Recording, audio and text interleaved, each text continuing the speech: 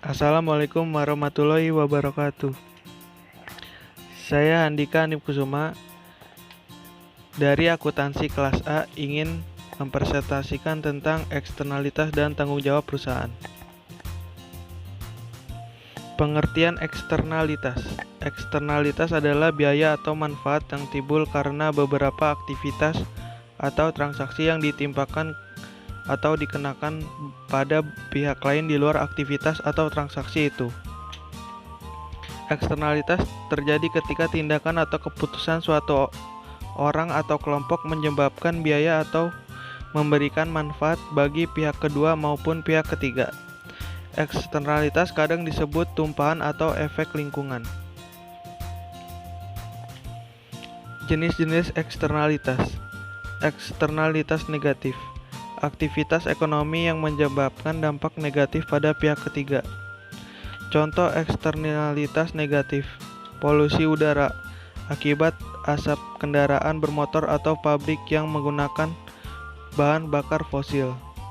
Polusi air, misalnya akibat tumpahan minyak kapal tanker. Polusi semacam ini dapat menghancurkan ekosistem di laut dan mempengaruhi orang yang tinggal di daerah pesisir. Polusi suara, misalnya kebisingan akibat pesawat masyarakat yang tinggal di dekat bandara besar. Merokok menghasilkan efek negatif tidak hanya bagi perokok tetapi juga bagi kesehatan orang lain di sekitar perokok atau perokok pasif. Eksternalitas positif adalah ketika perbuatan seseorang yang atau kelompok memberikan manfaat bagi orang lain. Contoh eksternalitas positif: riset dan pengembangan. Perusahaan yang menemukan teknologi baru sebagai dari kegiatan penelitian dan pengembangan menciptakan manfaat yang membantu masyarakat secara keseluruhan. Pembangunan infrastruktur. Pembangunan jalan dan jaringan transportasi lainnya bermanfaat bagi mobilitas barang dan orang. Pendidikan dan pelatihan. Dengan pendidikan dan pelatihan yang lebih baik, pekerja mendapat gaji yang lebih tinggi dan perusahaan dapat meningkatkan produktivitas. Dampak eksternalitas. Eksternalitas merupakan dampak yang tidak dapat dipilih atau ditolak oleh pihak ketiga karena kejadian di luar kontrol pihak tersebut. Oleh karena itu, banyak anggapan bahwa eksternalitas bersifat merugikan. Merugikan di sini bukan hanya merugikan pihak ketiga yang dipengaruhi oleh eksternalitas, namun ternyata juga dapat merugikan perusahaan yang menyebabkan eksternalitas tersebut. Eksternalitas negatif sudah jelas-jelas merugikan pihak ketiga. Contohnya adalah perokok yang menyebabkan orang-orang di sekitar terpapar rokok dan pabrik pembangkit yang mencemari udara sekitar. Eksternalitas negatif menguntungkan pihak pelaku karena mereka tidak membayar ataupun memperhitungkan dampak aktivitas mereka yang berdampak kepada wilayah sekitar.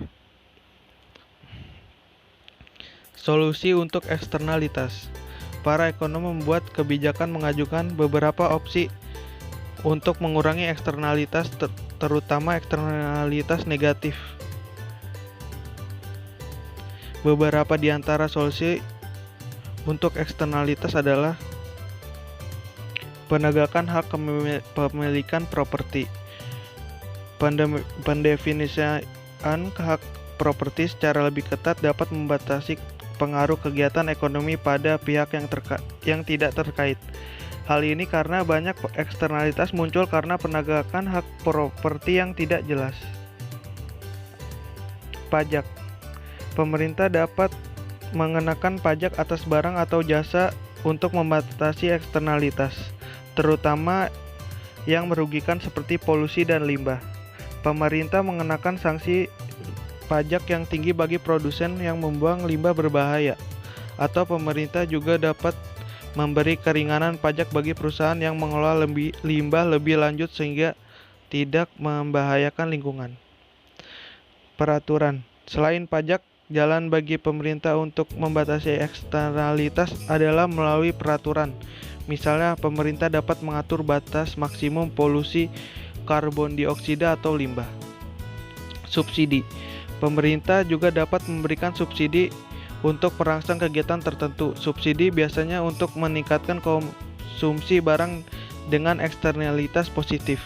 Misalnya pemerintah memberikan subsidi kepada perusahaan yang menggunakan bahan bakar ramah lingkungan.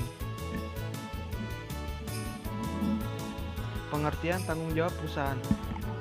Tanggung jawab perusahaan atau corporate social responsibility adalah suatu konsep bahwa organisasi, khususnya perusahaan, adalah memiliki berbagai bentuk tanggung jawab terhadap seluruh pemangku. Macam-macam tanggung jawab perusahaan. Tanggung jawab sosial kepada konsumen. Tanggung jawab terhadap konsumen bukan hanya sebatas menyediakan produk yang berkualitas saja.